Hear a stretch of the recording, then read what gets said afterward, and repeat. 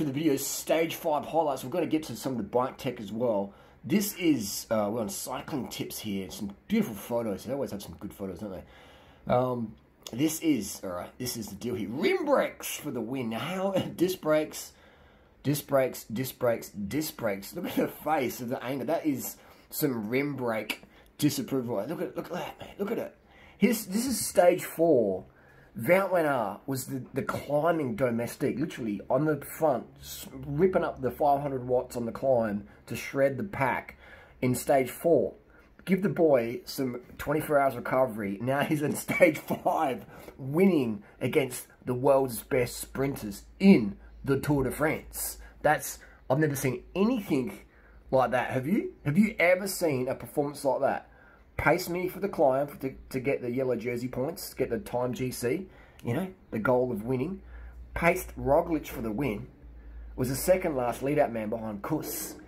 Ripping up the watts, sprinting as hard as he could, and swapping off. And then Roglic comes over, they kept, you know, this is, I've never ever seen this level of performance. So all these guys yesterday were rested, relatively rested, in the Gruppetto, and they still smoked them.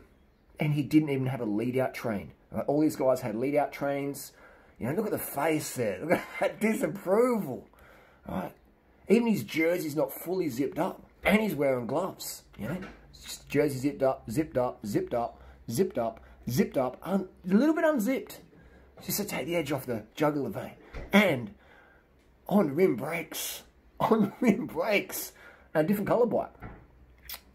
Anyway, let's have a look at here some of the highlights for this one. So this is the results top 10. You know, boom, crazy. And then the GC, this was a bit of a shake-up, wasn't it? Alaphilippe, which I disagree with strongly. I know all the riders would. He took a water bottle at the 17k to go. You know, there was a staff member from Quick-Step on the road, and they gave a water bottle, and no one's going to care. It was safe, it was fine, it was taken out of context, and he loses the elite. He gets a 20-second time penalty. That's crap. They should definitely just let that slide. None of the racers are going to care. 17k, 18k, 20k.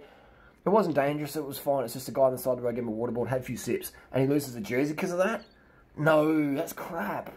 That environment just is toxic. I mean, I understand the rules are rules, but I think there's room for context as well, all right? There's room for context. I have no issue with Alaphilippe keeping the yellow jersey, and I just think it's bad for the sport. Like, it just, you know, to have that level of, like, stupid rules when there's, like, dangerous stuff going on, like cyclists having crashes into road furniture and barriers and aggressive riding, you know, we should police that, but not police water bottles at 17. Come on, it's just, you know, that's just unfair. Unfair, in my opinion. You know, it wasn't cheating. It was like, it was fine. And it was just, you know, it wasn't even an important stage. You know what I mean? It wasn't even an important stage. And it was sort of accidental almost, you know? Like, the context is very important. Anyway, let's get to the bike tip. The bike tech on this race.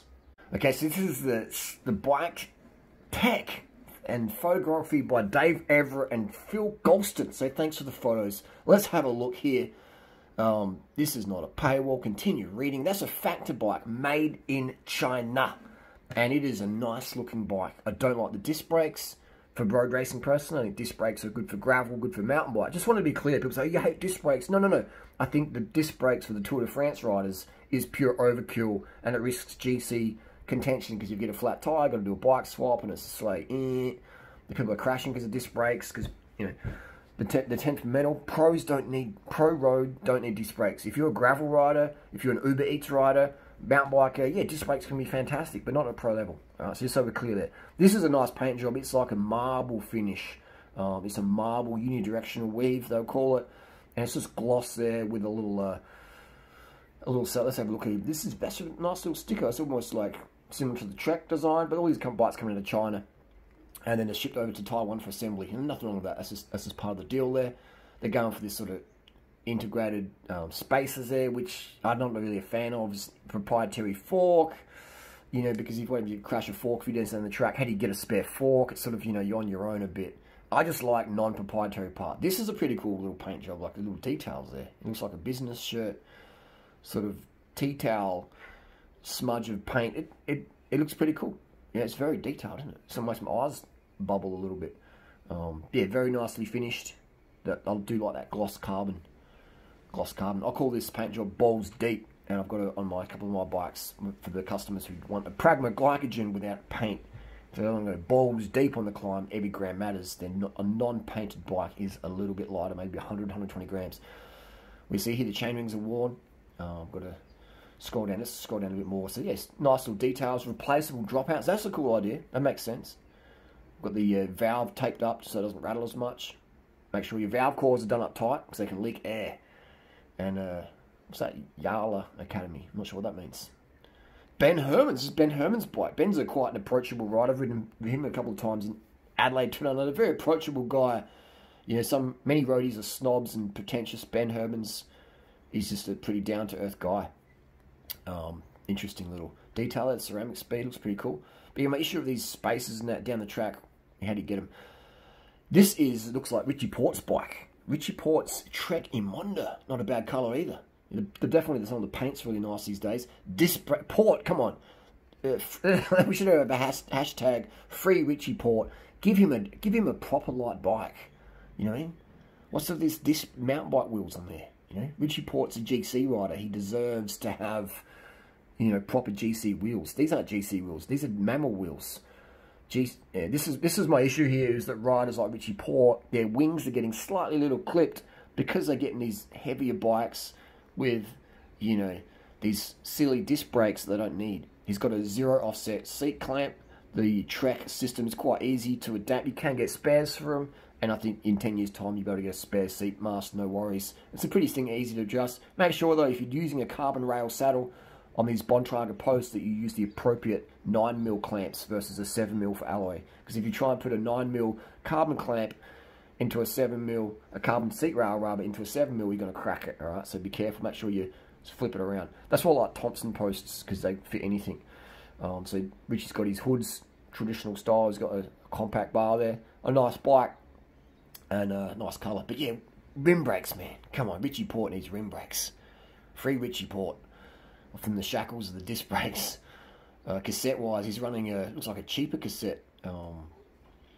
Wasage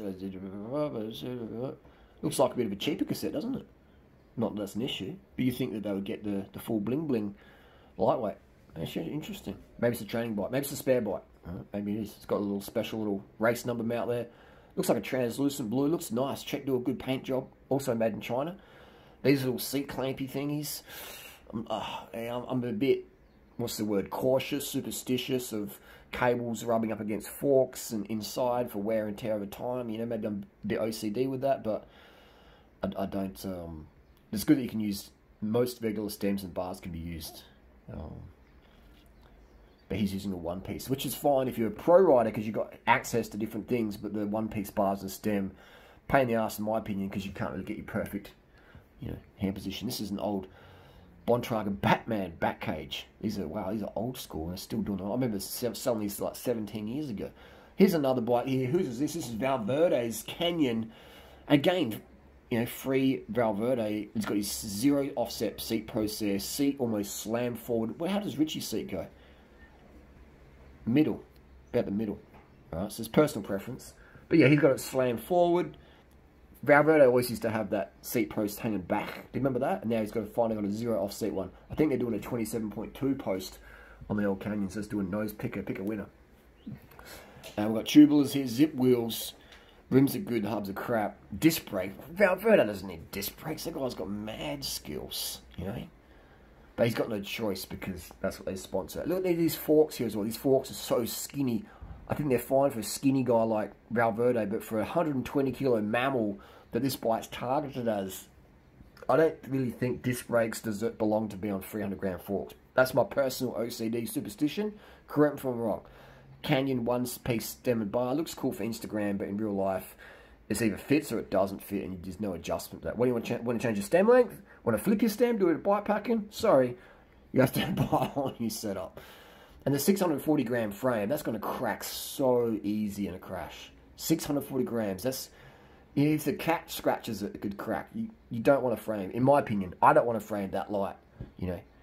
Unless you're a pro, maybe, because you just get free bikes and when they crack. But then again, it's a waste of landfill. An 800-gram frame is good enough. 900-gram, 1,000-gram frame is going to be much more durable for cracks and crashes. Because this one, you don't know how it's going to pop. It's got 40, 54, 41 rings. That's interesting. And we've got this, the zero offsets. Looks like a 27.2 seat price. So good to see Canyon hasn't gone to proprietary. They do have a proprietary seat clamp, which means down the track you may have issues getting spares for that. You know, so keep that in mind when you do buy bikes. How will it be down the track? The resale value. Can I get spares for it? If you can't, then the resale value is less. And a resale value on a 600-gram frame is not going to be much because there's going to be some potential cracks in that, you know. It's very hard. I've got a Merida that's about 720 grams, and you worry about it. Parking it, if the other bike falls onto it, you can just crack it. That's a nice paint job. The blue, particular to that. Zip's got some new logos on there. Not a fan of those logos. This is pretty. All these bikes look the same, don't they? You know, I used to be a full-on bike geek. Actually, I still am a bike geek, but I used to be able to tell which is frame is which. Now I can't. Even in the last few minutes, I'm like, the Canyon at a 27.2. Oh, this looks like a Merida post. I could probably recognise it. But it's very, very hard to spot the bikes these days. They're all this disc brake, aero, flat here, drops there. You know, like it's just, they're very, very, they're all coming out of China. Yeah, all of them coming out of China. All these bikes so far. Coming out of China, assembled in Taiwan. We've got that proprietary stem and butt. So it's a bike, I look at it and I'm like, it's beautiful colour, but I can't help just thinking about down the track, can you get spare parts for it? Okay.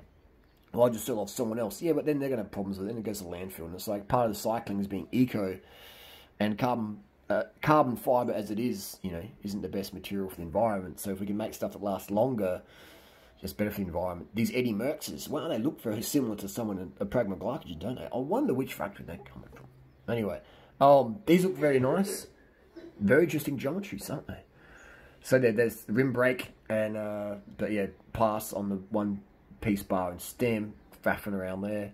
This is, yeah, just, I don't know, man. These riders must just have to put up and shut up with it. But yeah, Mavic wheels, tubulars, and that almost looks like a clincher, that one. That's a tubular, you can see the glue. Rim brakes for the win. Rim brakes for the win. They're repainted Ridley helium. Interesting. Very good. What else is coming from the Ridley factory? I wonder. The team has access to relatively... Continues to lose the lightweight option. Very good. Very good. So yeah, there's some very nice little bikes there. Double seat clamp. That's a good thing about these bikes. This is probably the best bike in the Tour de France because it's running a standard fork. It's got rim brakes. It's got a pretty basic BB on it, and it's got a standard seat post and clamp. You know what I mean? Like you could literally crash this bike, damage the seat clamp, and then run into a bike shop in France and they would have a seat clamp for you. You know what I mean? Good luck doing that on the Madone, a Canyon, etc. These physique saddles, though, for me, no-go. Absolute prostate pounder. You want to make yourself impotent? run a physique Arione. Maybe I just got too much girth down there, but I could not ride that saddle more than down to the shops. Here we have Scott updated their foil disc. Again, looks the same. That's an interesting little tail. That looks different. But yeah, little legs, little feet. Again, coming out of China. Specialized China, made in China, which is fine. Nothing wrong with stuff made in China. But I think the price tag should reflect it. This is the new SL7. Looks like they've ditched all the Venges. The Mammal bike is gone, and these look all like the SL7 Venge. Tarmac, sorry. Paint job looks nice. I do like the colours there. Specialized generally make a very nice looking bike. That looks pretty cool. I like they've tried to save weight there by not painting the front end. Also saves money. It's a lot cheaper to have a partially painted bike. That's that nice unidirectional carbon weave. Looks pretty. I like that look. Gloss finish on there. It's pretty timeless. One piece bar and stem. Looks like you got some fangle dangle spaces there. They all look the same, don't they? Because they're all coming out of similar or the same factories in China. That's the deal there. So that's some of the bikes there. Hopefully Cycling Tips does an update while we can see more. What's your favourite pro bike? I would say for aesthetics, they look the same to me.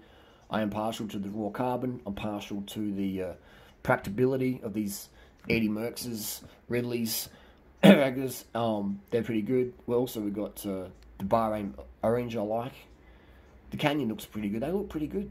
They look pretty good. I'm just, you know, as a total honest critic here, just looking at pragmatic designs down the track.